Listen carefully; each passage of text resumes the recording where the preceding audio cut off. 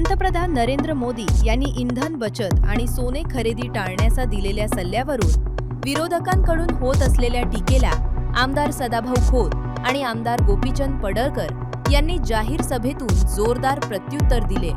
सांगली येथे रयत क्रांती संघटना यांच्या वतीनं आयोजित आत्मनिर्भर नागरिक कष्टकरी शेतकरी परिषदेत बोलताना आमदार खोत आणि पडळकर यांनी विरोधकांवर जोरदार टीका केली। आजचे इंधन संकट हे काँग्रेसच्या धोरणांचे पाप असून त्याचे खापर नरेंद्र मोदी यांच्यावर फोडले जात असल्याची टीका आमदार सदाभाऊ खोत यांनी केली। तर नरेंद्र मोदींवर टीका करणाऱ्यांना अर्थमंत्री पदावर असतानाही इस्लामपूर सांगली रस्ता करता आला नाही असा टोला आमदार गोपीचंद पडळकर यांनी जयंत पाटील यांना लगावला।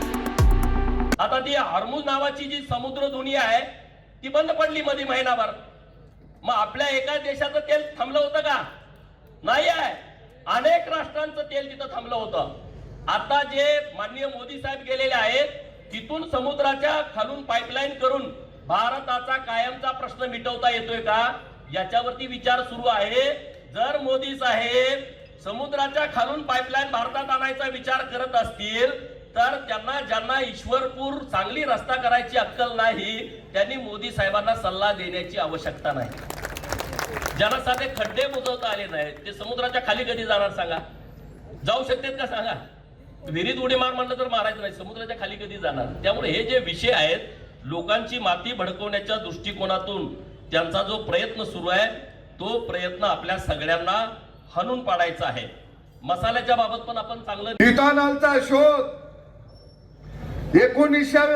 19व्या शतकामध्ये लागला आणि आपल्याकडे इथेनॉल वापरायला परवानगी 2004 साली दिली। कुणाला यावं लागलं?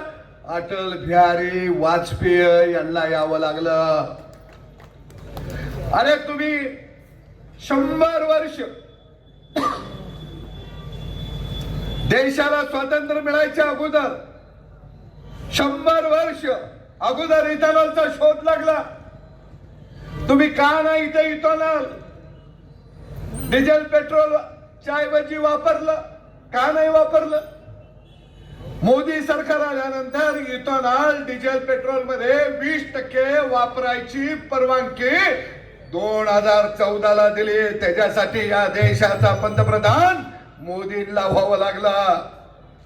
अरे तुम्ही जर आम्हाला इथेनॉल जर वापरायला त्यावेळी परवानगी दिली असती तर आज सगळ्या गाड्या इथेनॉल वरती चालल्या असत्या, सगळे इंजन इथेनॉल वरचे निघाले असते। हे पाप कुणाचं? हे पाप खऱ्या अर्थानं काँग्रेसचा आहे।